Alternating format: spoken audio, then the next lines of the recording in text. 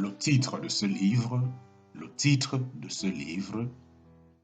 le dessein éternel de Dieu, la création de l'homme à l'image de Dieu. Le dessein éternel de Dieu, la création de l'homme à l'image de Dieu. Nous sommes au chapitre 5, partie F, chapitre 5, partie F. Le titre du chapitre 5, le dernier Adam. Le titre du chapitre 5, le dernier Adam. Comme nous l'avons déjà noté, l'obéissance exige l'option de la désobéissance. Les actes de péché sont un exercice de la volonté, tout comme l'obéissance et la désobéissance sont des actes de la volonté. Jésus a possédé une volonté humaine, tout comme il a possédé une nature humaine. Le Père, qui connaît la fin dès avant le commencement, savait que Jésus, l'agneau sans tache de Dieu, ne pécherait pas. Mais la Bible précise qu'il est venu dans la ressemblance d'une chair pécheresse. Dans la ressemblance d'une chair pécheresse. Jésus est venu au monde avec le même potentiel qu'Adam. Il avait le potentiel du péché et de la mort. Entre parenthèses, PPM. Sans ce potentiel, il n'aurait pas pu mourir ni prendre sur lui nos péchés. Il est clair qu'il est venu avec une volonté humaine, la capacité de choisir, d'obéir ou de désobéir. Jésus lui-même y fait référence à plusieurs reprises. Je suis descendu du ciel, a-t-il dit, pour faire non pas ma propre volonté, mais la volonté de celui qui m'a envoyé. Pour faire non pas ma propre volonté, mais la volonté de celui qui m'a envoyé. Il s'agit ici de deux volontés. Ma propre volonté, en parenthèse humaine, et la volonté divine de celui qui m'a envoyé. Il est évident que, bien que Jésus ait toujours fait la volonté de son Père, il avait la possibilité de faire autrement. Jésus a exprimé son intention de cœur en deux déterminations distinctes. La première, de ne pas faire sa propre volonté. La seconde, de faire la volonté de celui qui l'a envoyé. Il est clair que Jésus a fait le choix de faire la volonté du Père tout en rejetant la tentation de faire la sienne.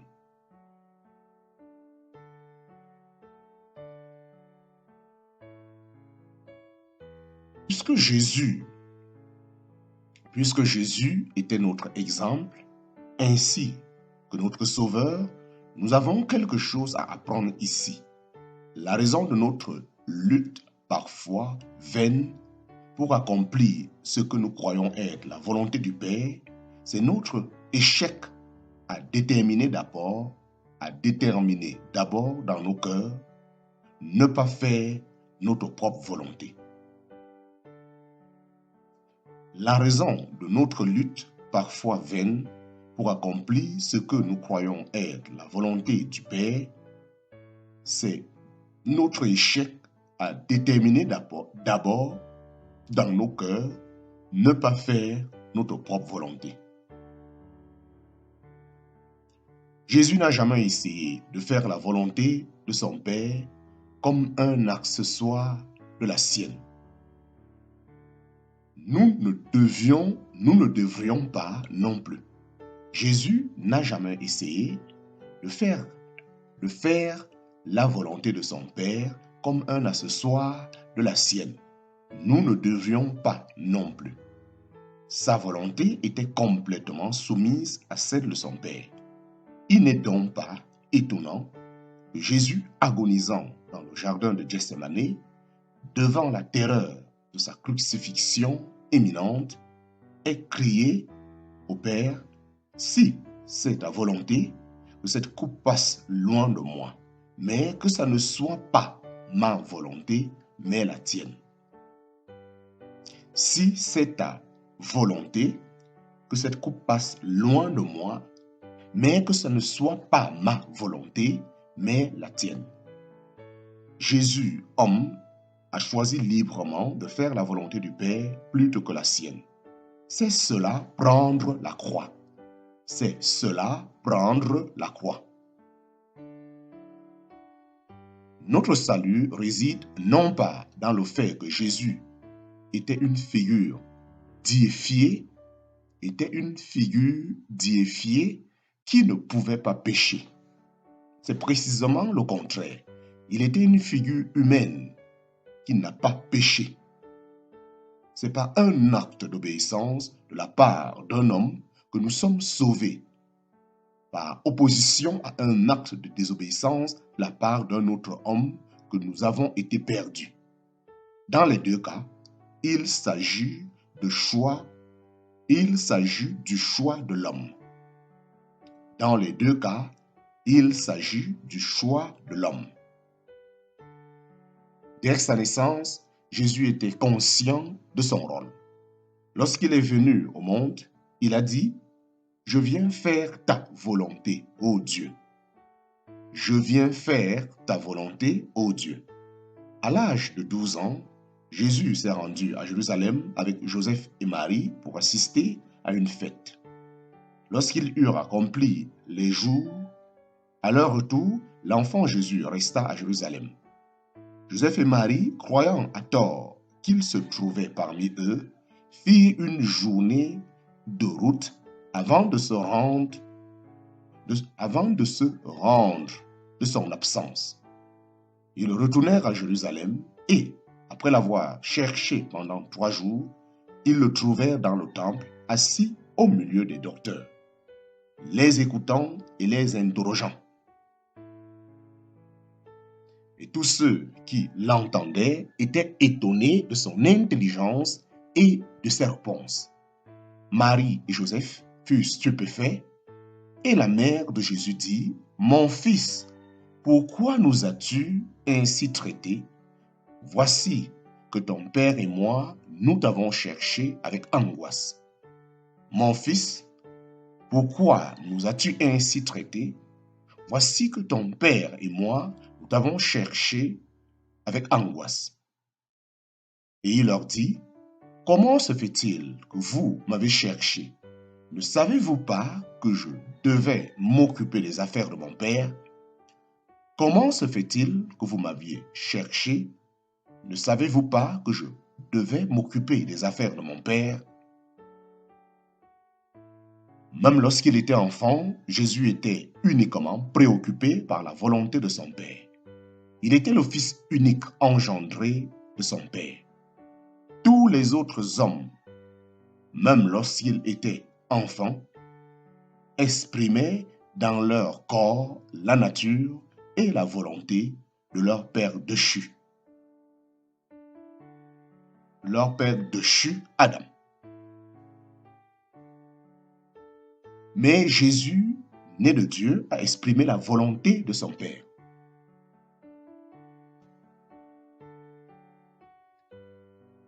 Pendant les 18 années suivantes, Jésus a vécu parmi ses frères et sœurs, 4 frères et au moins 2 sœurs, tous nés de Marie après sa naissance.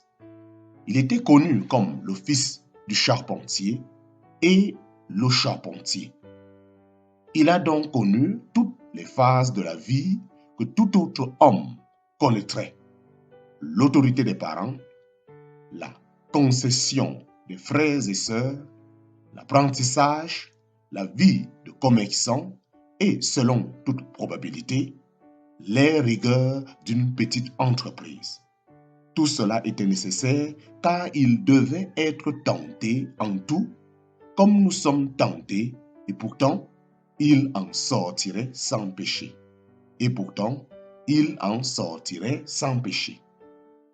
Affronter la tentation.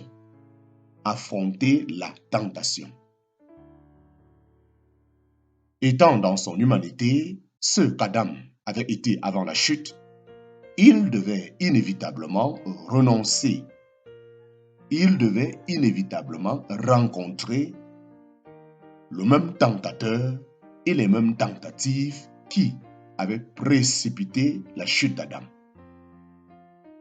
Adam avait affronté la convoitise de la chair, la convoitise des yeux et l'orgueil de la vie, tel qu'il était servi par le serpent lui-même. Il avait échoué, Jésus lui aussi doit affronter la même épreuve, mais réussir. À l'âge de 30 ans environ, il a été baptisé par Jean-Baptiste dans le Jourdain. Lorsqu'il est sorti de l'eau, le Saint-Esprit est descendu sur lui comme une colombe, l'oignant pour le ministère spécifique pour lequel le Père l'avait envoyé. À l'âge de 33 ans environ, il a été baptisé par Jean dans le Jourdain. Immédiatement après son onction, l'Esprit l'a conduit dans le désert pour y être tenté par le diable. L'Esprit l'a conduit dans le désert pour y être tenté par le diable. Pendant 40 jours, sans nourriture, il attendit seul dans le désert assoiffé. À la fin de ces jours, son corps affaibli réclamait de la nourriture.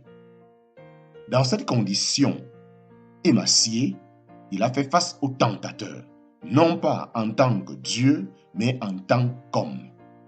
Dieu ne peut être tenté par le mal. Dieu ne peut être tenté par le mal. Le diable dit, si tu es fils de Dieu, ordonne que ces pierres deviennent du pain. Si tu es fils de Dieu, ordonne que ces pierres deviennent du pain. En tant que fils de Dieu, il avait certainement le pouvoir de transformer les pierres en pain pour satisfaire sa chair affamée. Mais non, Jésus n'était pas là pour prouver qu'il était le Fils de Dieu, ni pour satisfaire la convoitise de sa chair en agissant selon la suggestion. En agissant selon la suggestion, le commandement, le conseil du diable, aussi légitime que cet acte puisse paraître, ou aussi satisfaisant qu'il puisse être, c'est ce qu'Adam a fait et, ce faisant, il a agi indépendamment de Dieu pour se satisfaire. C'est ce qui constitue le péché, et le péché entraîne la mort. Jésus a résisté à Satan avec la parole écrite de Dieu. Ce faisant, il a défini pour nous le principe de la vie. L'homme ne vivra pas de pain seulement, mais de toute parole qui sort de la bouche de Dieu. L'homme ne vivra pas de pain seulement, mais de toute parole qui sort de la bouche de Dieu. Sa vie en tant qu'homme était dans la parole de son Père et non dans le pain. Sa vie en tant qu'homme était dans la parole de son Père et non dans le pain.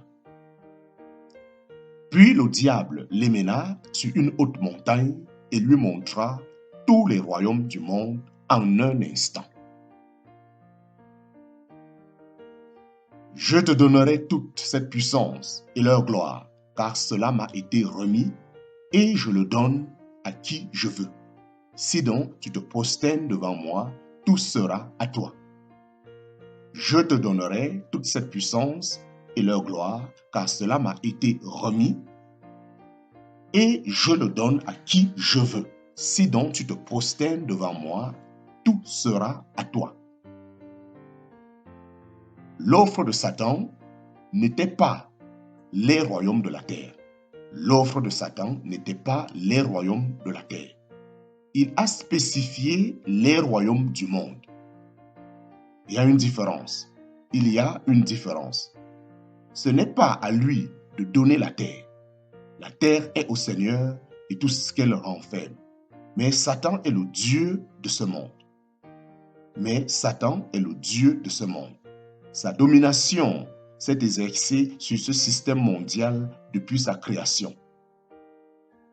Sa domination s'est exercée sur ce système mondial depuis sa création.